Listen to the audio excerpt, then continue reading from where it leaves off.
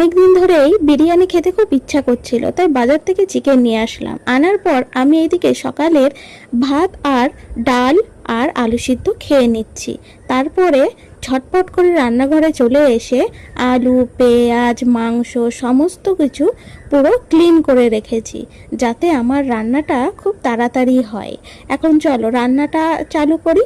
প্রথমে দেখো গ্যাসটা ধরিয়ে নিচ্ছি, কড়াইটা তারে গরম হোক, তাতে তোমাদের দেখিয়ে দিই যে দেখো আলু এদিকে পেঁয়াজ সব কিন্তু আমি রেডি করেই রেখেছি, যে খুব ঝামেলা হবে ওই জন্য।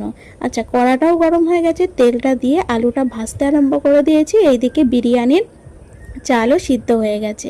এইটা কিন্তু বিরিয়ানির জন্য রান্না করছি, আর মাংসটা কিন্তু আজকে দুভাগে এনেছি। আমার বিরিয়ানি কিন্তু কমপ্লিট হয়ে গেছে। অন্য একটা ভাগে চিকেন আমি কিন্তু রান্না করে রেখেছি।